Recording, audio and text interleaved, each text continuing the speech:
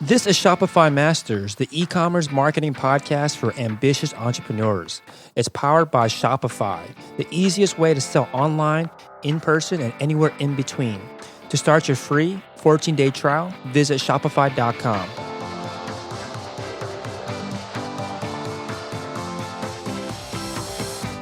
Hey entrepreneurs, my name is Felix and I'm the host of the Shopify Masters podcast. Each week we put out podcast interviews with successful e-commerce entrepreneurs or experts to give you inspiration, motivation, and actionable tips to increase your traffic and sales so your store can generate the sales you need to live the life you want. On today's podcast, you'll learn from an entrepreneur that started a direct-to-consumer bike company to cut out the middleman retailers and has had 100% growth year over year. In this episode, you'll learn how to beat your competitors by not marketing your product, but marketing an aspirational lifestyle that's tied to your product, how they bootstrapped an inventory-heavy business without any significant outside investments, and what is a sourcing agent, why you need to hire one if you are sourcing overseas, and how they use their sourcing agent to help them scale their business smoothly.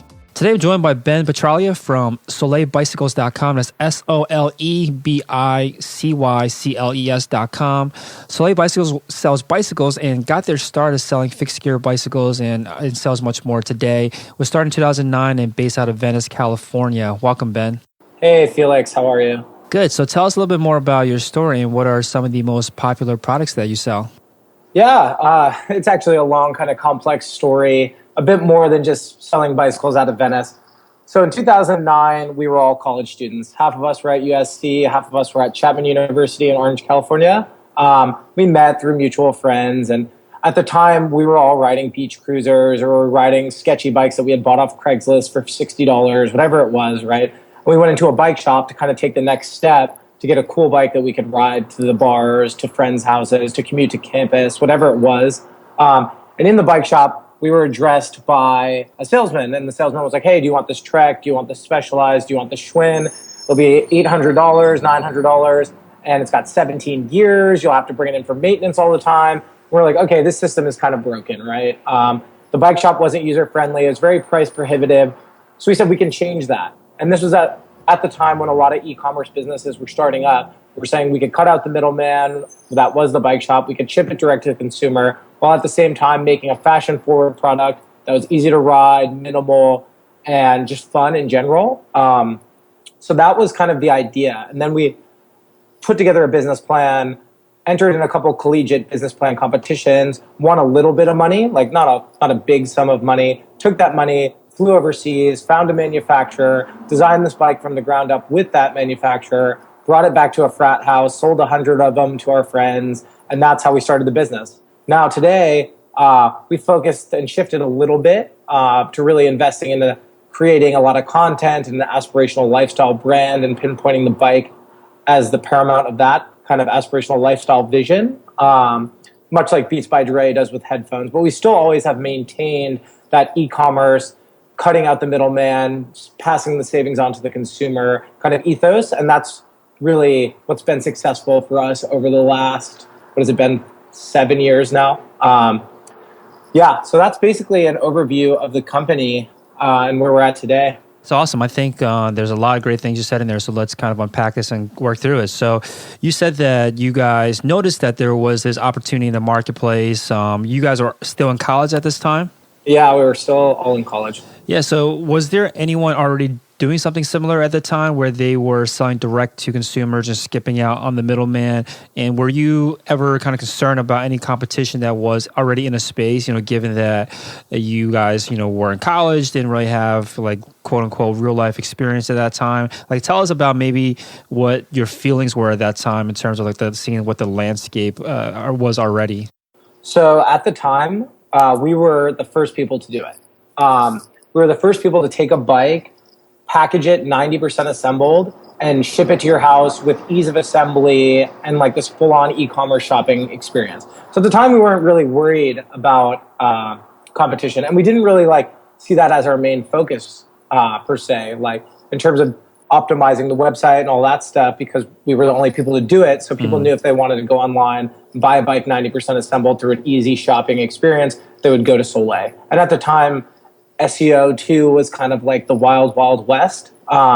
So there were a lot of tricks that we were able to do to target users in different locations very organically, through a lot of really targeted SEO stuff.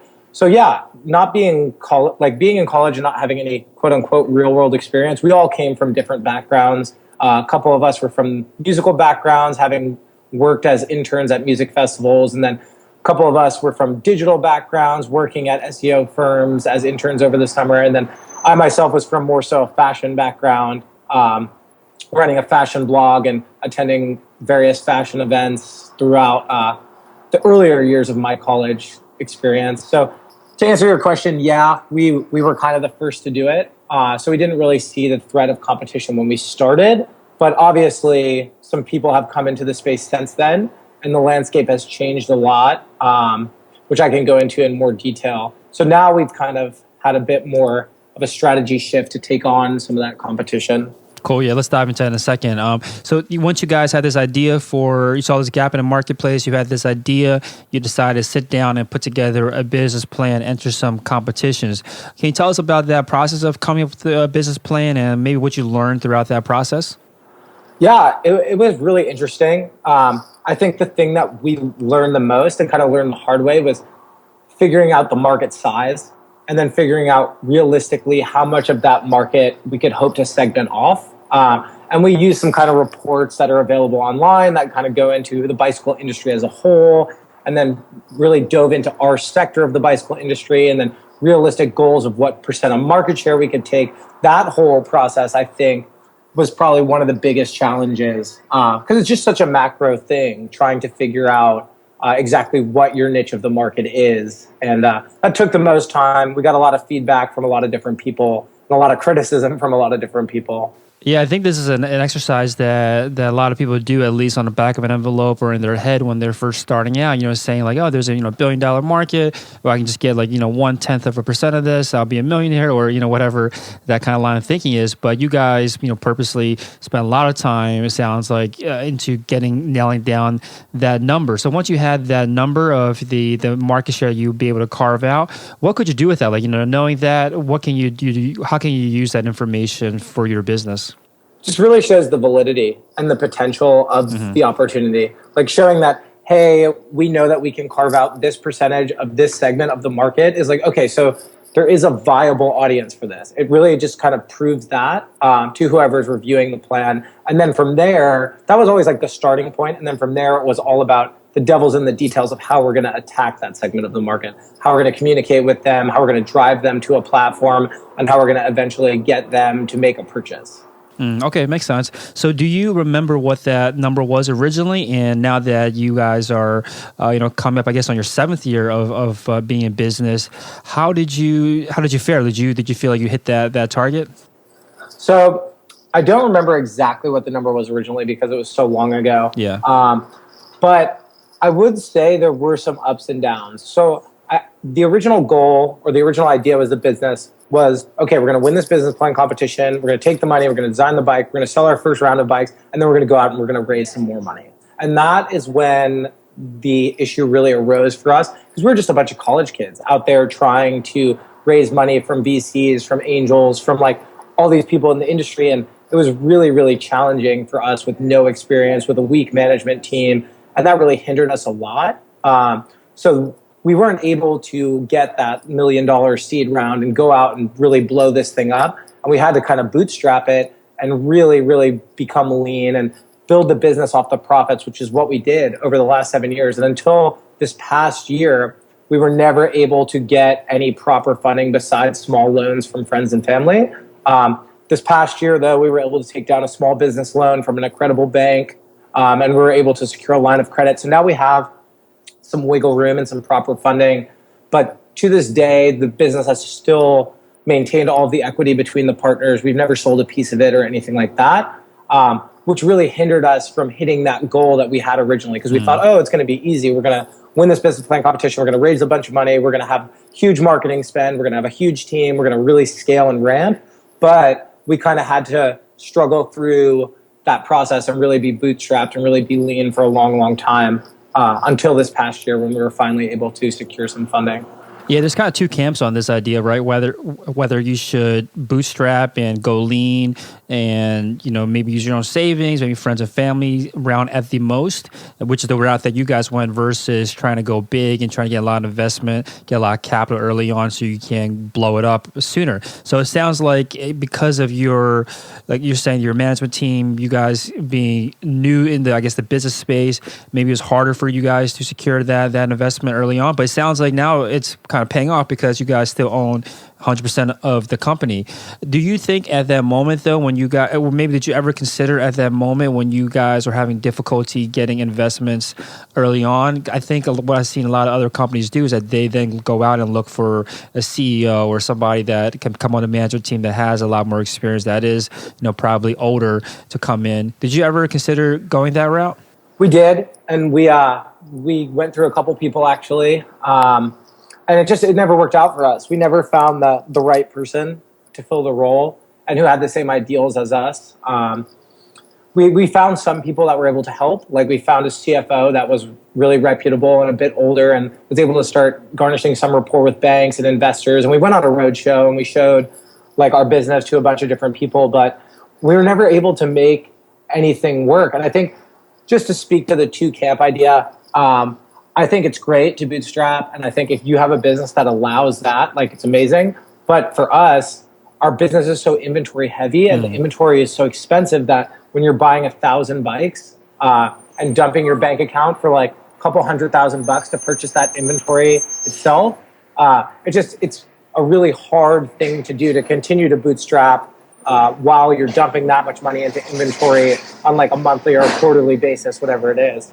Yeah. So you were saying that you did try to get some, I guess, more experienced managers and management team to come in, and I could imagine too that if you go that route, you kind of have to give up some of the reins, of this business. And I'm not sure, maybe we should have dived into this first, but I'm not sure exactly why you started the business. But for a lot of people, they want that kind of control over their life. And then you're a group of friends and founders, and now you're bringing someone from the outside in that wasn't necessarily there from the beginning. Did that add any kind of, I guess, not necessarily issues, but did that kind of give you guys pause on whether you should go that route or not? Not really. We did end up bringing somebody on, but it was someone that fit the bill. And I think the reason we started the business realistically was because we wanted to make bikes that were affordable to the mass market, and we wanted to change the way that bikes were distributed, and we wanted to just put more people on bikes. Interesting statistic, 75% of our customers today haven't ridden a bike since they were a little kid. Wow. So they just want an easy option that's affordable, that's beautiful, user-friendly, that they can just pick up off the shelf and ride down the Santa Monica boardwalk, right? Like, that's kind of the dream that we sell. And so I think one of the biggest hindrances was a lot of these older people had more of like an old school idea of the distribution model. They wanted us to go completely vertical, own a factory, own a warehouse, like own a bunch of shops, sell at all the traditional brick and mortar bike shops. And like, that was never within the core of our business. It was an elevated shopping experience. It was communicating our brand message at any touch point where our product is. And we were never able to find anyone from a very, very senior perspective that understood that. Albeit we were able to find the CFO guy who was great. He was a bit younger. He was still in his like late 20s, early 30s. And he got it, he got what we wanted to do. So I think that was the reason that it worked. Makes sense. Yeah, so I want to kind of circle back around to the original question about how you were able to come up with your number in terms of the market share that you'd be able to capture. And I think this is an important exercise to go through, not just because of the reason why you guys used it, which is for business plans and then when you guys are trying to get investment rounds, but it sounded like you also did it just to know if it's viable or not before you spent all this time or resources into trying to kind of attack this market share. So can you give us and this I guess a while ago for you, but if someone out there that wants to go through this exercise, are there any particular tools or kind of tips along the way that they should keep in mind as they're trying to figure out what market share they could capture? Definitely. There's some tricks for sure. We use something called the IBS annual report, which is a report put together that looks at the entire industry in a full in-depth breakdown. And so we use that, and we basically saw within that report, here's the bicycle manufacturing market as a whole. here is our segment of the bicycle manufacturing. And we plugged that as the 700C, which is the size of the wheel on the bicycle. And we saw that trend was growing. And not to get too technical with it, the 700C is a tire size used on most road bikes. So we saw that people using more and more road bikes could be really beneficial for us to tap into. Since then, if I was going to start this business today, there are a lot more resources now. The New York Times is talking about it. The Wall Street Journal is talking about it. And they're all talking about the idea of the leisure bike market, which is exactly the idea that we're selling. People that want bicycles for leisurely use, that want them to be easy, that want them to be cheap. And that whole kind of enclave has been sparked by the city bikes of the world and just cities in general getting more bike friendly. And so there's a lot of stuff like Google Trends, like using the IBS reports. There's so many factors that you can use to bring validity to your idea. And there's a lot of resources out there now. And if you can catch it at the right time, there's no doubt that it's going to be a successful and profitable venture. Right, makes sense. So you guys looked in this IBS annual report, and you weren't even looking necessarily at or more bikes being sold. You're looking at specific, I guess, parts of the bike to see if there were a lot more manufacturers, a lot more demand for certain parts. And because you saw that trending upwards, you made the conclusion that there's a growing bike market for this particular, I guess, style of bicycles that you guys were going after. Definitely, yeah. In that report, it was segmented between like mountain bikes, road bikes, like cruiser bikes, like all the different kinds of bikes. But they segmented the road bikes with that 700C tire label. And we saw that on the upward swing and kind of caught along with that as well. And then it's just been great. I think we got a little bit lucky with all the other stuff, with the leisure bike market growing and with cities becoming more bike friendly and all that other stuff that's shifted along the path of the last 7 years. I think that was just a little bit of luck, but using that IBS report was a great starting point for the current market. Makes sense. So, given that your situation was that you guys couldn't necessarily get a lot of investment early on, that probably capped the kind of inventory that you're able to have on hand. And you were saying that you guys sold 100 bikes in person in the first run through. I'm imagining that you probably had demand that outpaced your supply at that time. Was that what was going on? Like, did you guys have trouble fulfilling or keeping the store in stock early on? That was an issue since day one till this past year. Wow, okay. Yeah. We just grew so rapidly. Like, we were one of the first people to do it, so we became really, really popular. And I mean, we figured out how to work around it with our order quantities, spacing them out, bringing over different container sizes, and then listing things for pre-sale on our website. But it was an issue we had since day one. Yeah, that must be, I guess, a good problem to have when you have more than you have more sales than you can necessarily fulfill right off the bat. So can you tell us? That's what they say. they say that. They're like, oh, that's a good problem to have. Everybody says that. But when it's 4 or 5 guys trying to manage 1,000 orders that are coming in with customers that have been waiting for like 90 days and they're pissed and they're yelling at you and they're like, where's my bike? And things are slipping through the cracks and there's just all this crazy nonsense that's happening between a small team. I mean, it's a bad look for the brand. I mean, we have some negative reviews out there, definitely. But at the same time, it's a decent problem to have is the way that I would say it. Because it's a good from a sales perspective, but from a brand perspective, it's just really a lot to manage and to keep all the customers happy. Can become a challenge. I can see that. That makes a lot of sense, and I think maybe when people say that, they might not have gone down the route of what you guys did, which was pre-selling. Was that the issue? Was that you guys were pre-selling, and then it might have taken longer than you had expected to fulfill those orders? Was that the main issue? There was that issue. There was that issue for sure, and then there's some other parts to our business too. Like we have some big corporate clients, hotel clients. So what would happen is we'd have bunch of bikes pre-sold, and then a big hotel order would come through with like a reputable partner, and we'd have to fulfill that. And then we'd have to email some of the customers and be like, hey, sorry, we're bringing in more bikes, but your shipment's delayed a little bit because we had to give them away. It was a lot of stuff going on. I mean, since then, that's all been ironed out with the additional funding that we have on to make sure that bikes never run out of stock. So today we finally got that ironed out, but it was definitely a huge issue for us early on. Yeah, so I guess with most things, money helped you guys solve the problem. But if you could go back and maybe that still wasn't an option to get that funding that you needed, are there any particular changes in the way that you guys, I guess, did anything that you would try to change just to help you manage that process or that kind of growth and growing pains a little bit better? One of the big things was our manufacturing. We had what at the time as young college kids we believed to be a reliable manufacturer.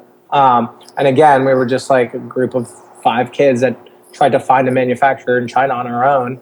That manufacturer turned out not to be so reliable, and that's a whole nother story that we don't really need to get into. But since then, we've kind of learned by fire that we need to have someone reputable on the ground overseas basically all the time to be overseeing our factory, to be working with the QA and the QC team, to be overseeing kind of the supply chain from manufacturing to port in LA to our warehouse in Ontario, California. Like the whole entire supply chain process needed to be properly managed by one person. And I think if we had done that, if we had just found someone who was going to specifically manage that entire process from the get-go, a lot of these problems would have been mitigated.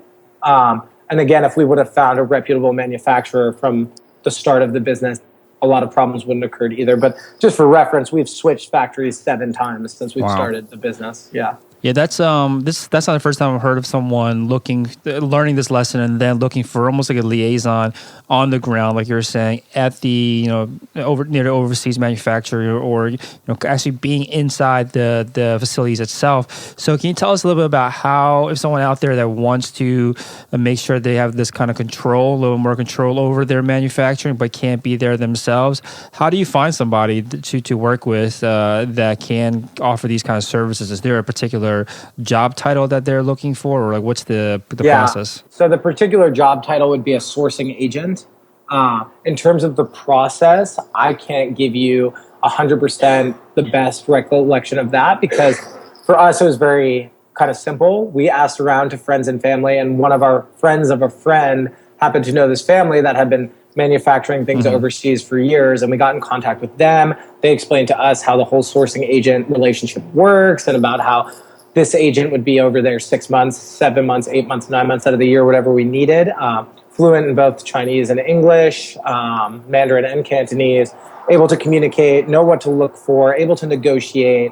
But the title would be a sourcing agent. I bet there's online searches you can do or forums you can dig through to find someone who's recommended. But I would definitely go with someone who's been recommended to you, because it can get a little bit sketchy at times.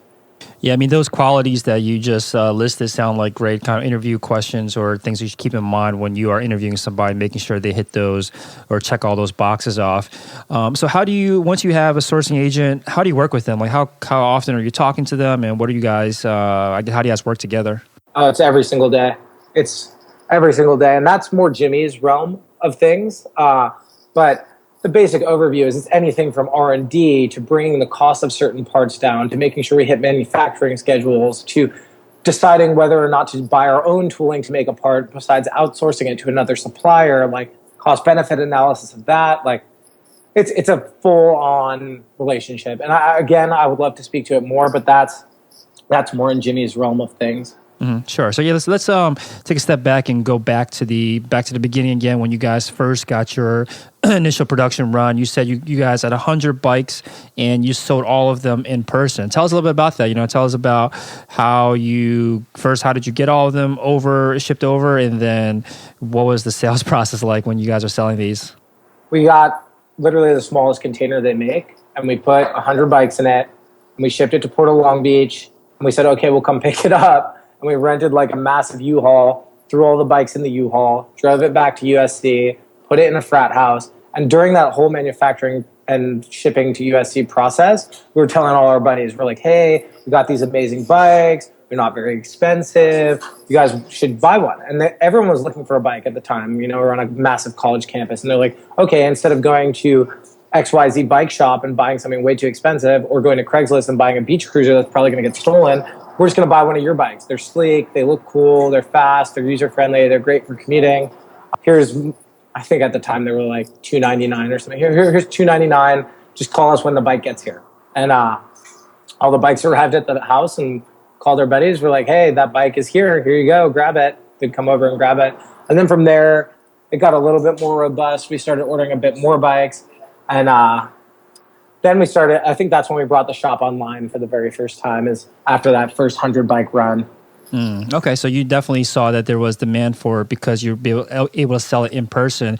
And once you got that store live, were you directing people there, or like what was the initial kind of marketing early on, in the early days to drive traffic to your store?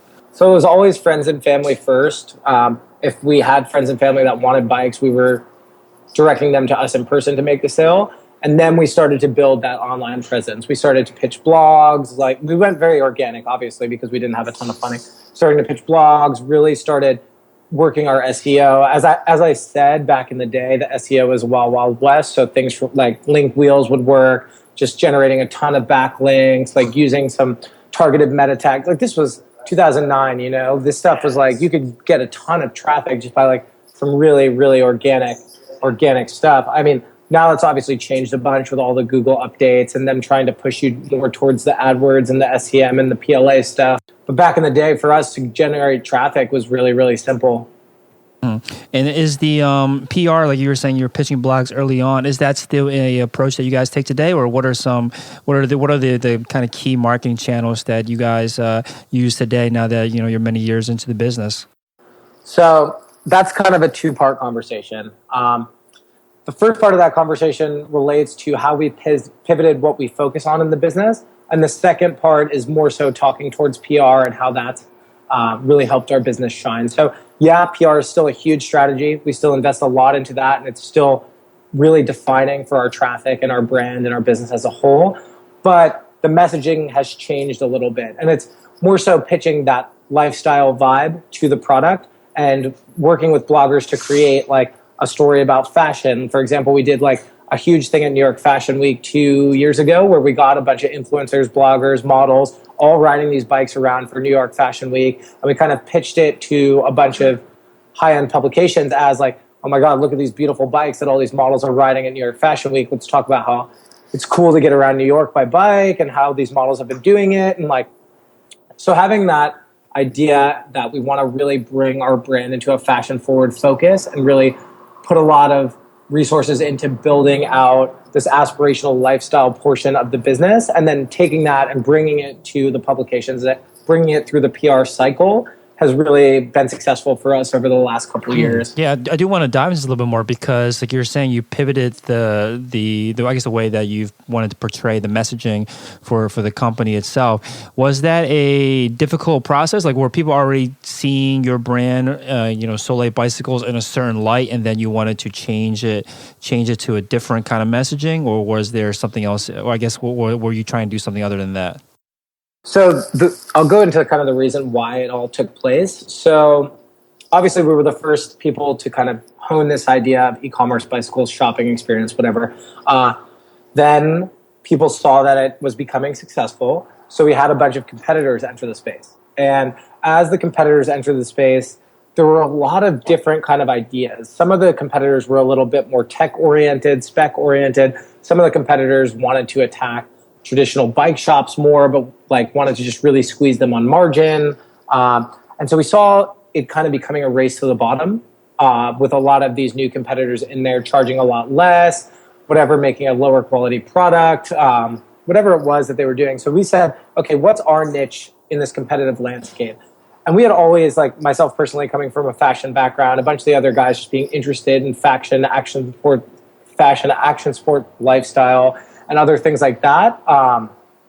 We just saw that as the necessary evolution of the brand. And at the same time, we were watching brands like Beats by Dre do the same thing in the headphone space, like taking what Bose and Sony and Panasonic had made for years and attaching this aspirational lifestyle messaging to that same product and selling it as a key to living kind of this elevated life. And so we kind of tried to emulate those ideas and start speaking to our customer in that manner, like, hey, we're Soleil Bicycles of Venice Beach, California. And the thing is, it's very organic for us because we're all age 24 to 29.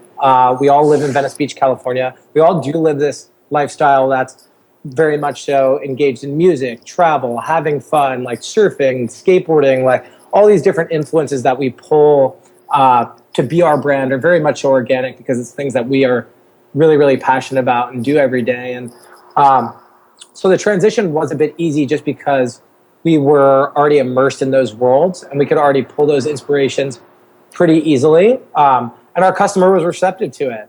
They liked what we were bringing. They liked the art. They liked the music. They liked the action sports. They liked all these things that we were doing, the fashion element of it. So the transition, it wasn't very challenging at all. That makes a lot of sense. I like this. And this is something I've heard in the past too. Like you're saying, Beats by Dre did this because, and you guys did this because you wanted to create this lifestyle brand and stand out amongst the competitors because a lot of people were coming into the space. Like you're saying, you guys were one of the first, but then when people saw the success of it, you attract a lot of competitors when that happens. So it sounds like what was happening was that a lot of consumers weren't or might not be able to tell the difference between the products, between all the different bikes out there. You guys stopped selling the bike so much and focus more on selling the lifestyle, this aspirational lifestyle that you're talking about. And if the consumer wants to be part of that lifestyle, they needed the bikes. And that was like, is that the kind of approach now that you guys really push this lifestyle first and then as a byproduct, buy the bikes? Exactly it. It's all about storytelling. It's all about telling the story about how a bicycle can lead to this amazing life of fun and being active and fashion, all this stuff. And then the bike is the center point. It's your key to getting into this club or whatever you want to call it. And at that same time, funny enough, just from a design perspective, we introduced 2 stripes on the frame, 2 different colored stripes on every bike frame that we make as our branding. So that kind of fell in place with the lifestyle. When people would ride around and they would see Soleils, they would see our branded bike, they would see those 2 stripes first and they would know like, oh, okay, cool. They're part of this like club, I guess you would call it. The Soleil family, as we like to call it. And it kind of all came together and it just made a lot of sense. Yeah, I like that. And another brand that I've seen do it as well is Patagonia, where they really just push the outdoor lifestyle. And a lot of people that buy their clothing don't necessarily have the lifestyle, but they dream of a day where they could, just be outdoors all the time. And because they can't do that, in the meantime, they're just going to buy the clothing and be part of that lifestyle that way. I think it's a great approach. So I kind of want to almost like dive a little deeper and talk about how this approach changes the way that you guys or what you guys actually do on a day-to-day basis to make sure that this lifestyle brand is kind of the forefront. Other than I guess a lot of the content is going to be important, like creating lifestyle-based content is something that you've spoken about, and then obviously the PR is now about pushing the lifestyle rather than the bikes itself. Can you give us some more examples of what you might be doing day to day or maybe week to week that helps you guys push this lifestyle? Yeah, for sure. I mean, I'm sure everyone's talked about it. Content marketing is king. It's the best way to do it. Creating interesting, engaging, shareable content that can reach a large audience is our goal. We want to create things that are very awesome, very shareable. And so I guess I'll just go into a quick case study of one thing that we created that has been extremely, extremely successful for us. So we created this content piece. It's a monthly content series called the Fix Tapes. And what it is a curated mixtape of music by a different DJ each month that anyone can pop in their headphones and ride their bike to. That's the idea behind it. And so basically what it does is a few things. It creates a really, really cool piece of music that people can listen to, which is awesome, shareable, downloadable, whatever it is. It ties our brand to these cool up-and-coming DJs, which builds brand synergy in the eyes of our followers. And then it's distributed through these DJs' followings as well as through various music blogs. So you have these DJs that have couple hundred thousand followers that are now getting this mix that's co-sponsored by the 2 of us in front of their face, and they're like, oh, what's Soleil Bicycles? Like, let's check this out. They get put into our sales funnel by having to come to our site to download the mix, and then we have an email grab and a Facebook grab in order to be able to download it as like a like barrier. And so these mixes, they garnish hundreds of thousands of impressions, and we do one every month. So it's a spiral kind of viral marketing tool that we've used, and it's opened so many doors for us to work with music festivals, to work with music blogs, to do sponsorships, giveaways, partnerships, and just all this content that we've created in the music scene alone. And then Also, we replicate that same kind of idea in the art sector by creating art bikes, which is when we give a bike to an artist. And I'm not going to go into like, I could go on and on forever about these different things that we do and all these ideas that we have. But it's just about creating that content that's shareable, downloadable, amazing, and organic too. Like not something that feels forced at all, but something that people can go out and actually use on a day-to-day basis or read and get a feeling from. That's really been a focus of our kind of day-to-day, month-to-month strategy. Yeah, and I think to make this applicable for anybody, can you tell us about how you approach these PR outlets or other partners that you work with to pitch them on this? Because obviously, these guys are probably getting pitched all the time, especially the PR outlets or the blogs to cover different products. But you guys are coming at them with almost like a content piece first rather than the product first. Does that make it easier or harder? Or like, what's the I guess the difference that you've experienced? Our primary objective when working with a media outlet, influencer, whatever it is in the PR realm is to collaborate. So we don't go at them and be like, hey, here's our product. Like, we want to send you on, review it, and like write a review about our product. That's not our strategy. They get that all the time. They get thrown clothing all the time. They get thrown sunglasses all the time, whatever it is. Our strategy is like, okay, what do your users really like? Like, what are pieces that you've written in the past that have been successful? Is it top 5 places in this city to go to brunch? Is it like what's trending in fashion this month? Shop this look. And we gauge that information from then. And then we sit down and we're like, okay, cool. Here's a cool content piece that we can help you guys produce that focuses around our bike, but also is something that's going to work for your users based on what's worked for your users in past. So one of the things we found really, really successful is working with different bloggers and outlets to create city guides, like exploring your city by bike. And then we help them kind of curate a bunch of different bike-friendly locations, whether it's bars, restaurants, outdoor attractions, whatever that is. And then they tell the story about how they were able to go about the city using our bike to visit all these attractions and have like an amazing day. So it's really a collaborative effort. And I think that's kind of what sets us apart in the realm of PR from most people, is that most people just want to chuck product, and we want to actually work with the editor, with the publisher, with the influencer to create something that's a bit more meaningful. Makes a lot of sense. So how do you measure the success of something like this? Because it sounds like it's not like an ad where you click on it, all of a sudden you're able to buy something. Yours seems to have a longer kind of sales and marketing funnel that the customer goes through. So how do you keep track of this kind of the success of a campaign like this? Well, laced within a lot of these articles, there is a direct response buy kind of call to action. So we gauge all that information through Google Analytics and through different KPIs we have set up. But besides that, if it's just like a pure brand recognition article, we usually gauge that by like engagement, like number of shares, number of likes, number of comments. And we assign a value to that as well, just from a pure branding standpoint and a pure brand awareness standpoint. So it's kind of a two-pronged approach. Through all the direct response traffic, we use Google Analytics. Everything else is just an internal gauge. And then obviously we use some reporting metrics to get the validity of a site, of a publication that are out there.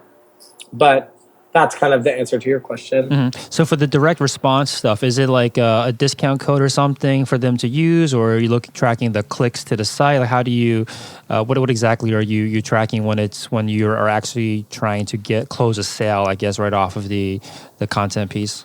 It's both of those, yeah, for sure. Cool. It's we do discounts with some publications every now and again. Just depends like what our promotion schedule looks like, and then the other end of things is definitely just clicks, impressions, time on site, tracking users through the whole funnel experience. Right, makes sense. So when you talk about these content marketing pieces that you've created, when you look at music, fashion, and that kind of content, and then you look at bikes on paper, it doesn't seem like it all fits, but when you explain it, when I see it on your site, it does make sense. But so for someone out there that doesn't have this all pieced together yet, but they do want to find a different angle on how they can promote their products rather than pitching the product itself and going this content route, how does someone figure out what kind of content they should be creating if they want to basically emulate what you guys have done? Yeah, that's a tough question. I mean, it can vary. My thought or my vision is always just be yourself. do whatever you're interested in and whatever the brand says to you, and then be really authentic about it and then stem it out from there. So I'm not going to give a direct example, but there are a lot of different things that can work, and try to do something different than everyone else is doing in the space. Anyone can create kind of the same run of the mill infographic, but what are you going to create that really represents your brand and is really interesting and unique to you and sets you apart from someone else selling a similar product? Yeah, I think you said two things. You said one thing just now, one thing before that I think listeners can use, which is that you guys collaborate with blogs and influencers because they have a lot of data too, right? They have Google Analytics or whatever analytics set up on their site, and they can see what's popular. You can even go see yourself and look at what's being shared or what's being engaged with the most for a particular outlet that you want to collaborate with, and just create something similar to that that would have similar effects to that. And then the second thing was that you said don't do what everyone else is doing. And I 100% agree with that. And what you could do even is look at what other industries, what other brands, other industries are doing. And I think you guys got inspiration, like you're saying, from Beats by Dre, where they focus more on creating this lifestyle brand. Totally different industry, but you still can learn a lot from them. And it's the best way really to not become a copycat when you start looking at outside industries and seeing what they're doing and bringing it inside your own industry. And it's kind of a great way that I've seen a lot of stores, and I've seen that work, numerous times. And when you look for inspiration like that, so cool. One other thing I want to touch on before we move on was about going back to the direct to consumer model that you guys have created. So I'm starting to see this a lot more and more often because the growth of e-commerce. I think mattresses was a big thing recently, and I see that a lot now where they're cutting out the middlemen from the process. How do you know? Well, first, do you think this can work in any industry where you can cut out the middleman and sell directly to the consumer? And maybe how would you, if you were to start a new company from scratch, like what kind of things would you look at to see if you could cut out the middleman and go direct to a consumer? Yeah, I think the big thing is just to look for an industry that's ripe for disruption. Look at a product that you believe can be manufactured for way less than the markup is at retail. And mattresses is a huge one. That's like the biggest one now. Is like they've looked at the mattress industry and they saw Sealy and Serta and Tempur-Pedic and Foster, whatever the mattress was being sold at retail. They said the raw inputs of this mattress, of creating this mattress, cannot be this expensive. And so then you go back and you say, okay, why is it so expensive? So there's a markup for the distributor, and then there's a markup for the physical shop itself. And those are usually 50% each. So you're adding 100% markup to this product. So now you can take that, design the product from the ground up yourself, make your own version of it, and then sell it directly online and pass those savings on to the consumer. Fashion's a big one too. Like you look at Everlane or Bonobos or Warby Parker, the same people that have looked at a business model or looked at the traditional retail model and said, okay, sunglasses can't be that expensive. Why is Ray-Ban selling them for a couple $100? Because Luxottica owns the entire distribution model, right. And then Warby went and disrupted that, So that's kind of the goal, is to find a product you think can be made for way, way cheaper, and that you assume the distribution model is tacking a lot of marginal markup to. Go back, make it yourself, brand it yourself, sell it online, and cut out a lot of that markup. And this is all, once you have this kind of hunch, you can confirm all this too, right? Just by doing research and making some phone calls to determine if they are marking it up way more than we're marking up so much that you could come in and sell direct to consumer. Yeah, you'll know. You'll definitely know. Cool. So, you guys have been in business for, again, this year coming up on your 7th year. Can you tell us a little bit about how successful is the business today and give us an idea of the growth over the last several years?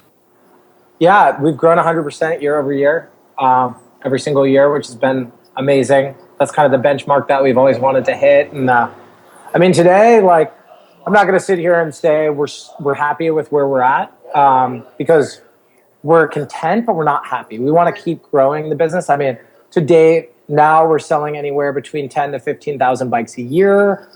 We ship bikes to every state in the U.S. We've shipped bikes to 26 countries overseas. We have a retail shop in Venice. We have a retail shop in Atlanta. That's like a Soleil guide shop where basically you can come and try the bikes, check one out, or leave with one if you really want to. We used to have one in New York, but we just recently closed that. Yeah, so we've seen a ton of growth, and just hitting that 100% year over year number has been amazing. And I think that our goal now is just, we have a couple goals. One of them is to refine our e-commerce experience and really just take over as that name brand for leisure bikes online, fashion forward leisure bikes online, and then start moving international. We have a couple targets set of places that we want to set up, like hubs, distribution hubs, and really start catering towards those markets and make this a global business. But I think there's definitely a lot of room for growth there. And then there's also a lot of room for growth in our product line, creating new bikes that are fun and friendly and fashion forward and all the things that I said a million times. I'm sure it's sounding like a broken record. But yeah, I think we've been extremely happy with the growth, and we just want to keep on going. Awesome. Yeah, so you got introduced to me by Corey, who was on the Woodies.com podcast episode that we recorded probably about a month ago. And he said that he met you because you guys were both traveling and running businesses at the same time. And before we hit record, you were talking about how that's something that you guys really, love being able to do, is to travel and still be able to run your business from a laptop. Can you tell us a little about that experience? Like, are there any kind of, difficulties when you're out and traveling in other countries and trying to run a business? There are some difficulties for sure. Time differences, traveling through strange places without Wi-Fi, whatever that difficulty is.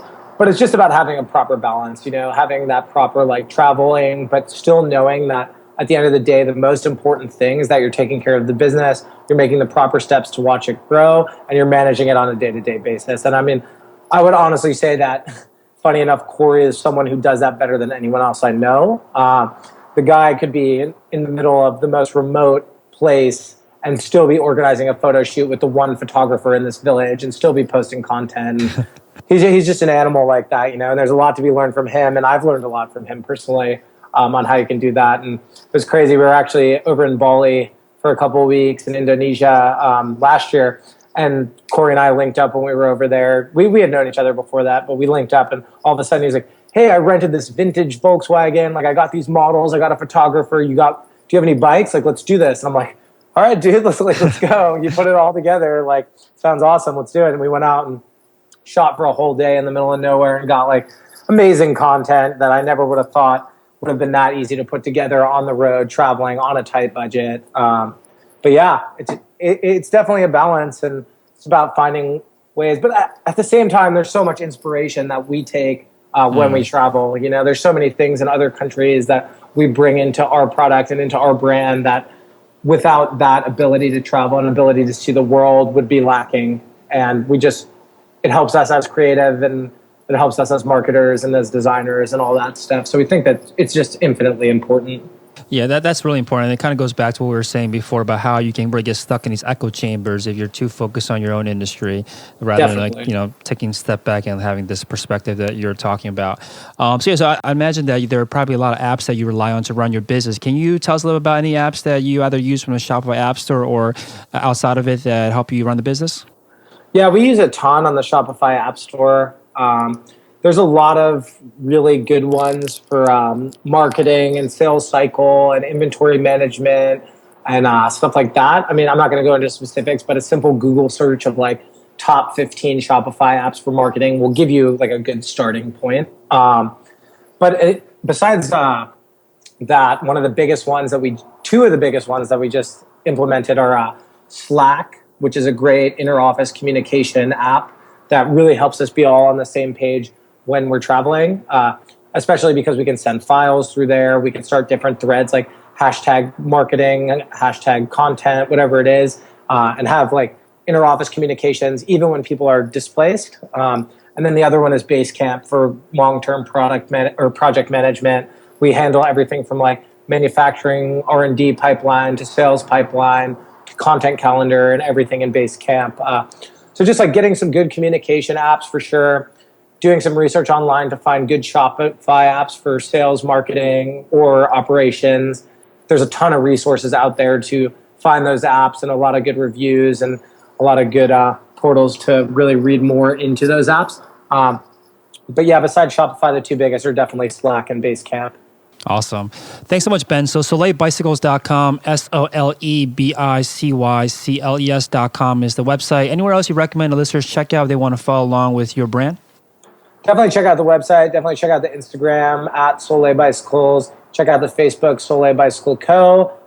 Subscribe to the newsletter so you can get all the fixed tapes, all the cool content we're pushing out. Yeah, I think that about sums it up. Awesome. Thanks so much, Ben. Yeah, thanks a lot. Thanks for listening to Shopify Masters, the e-commerce marketing podcast for ambitious entrepreneurs. To start your store today, visit shopify.com for a free 14-day trial.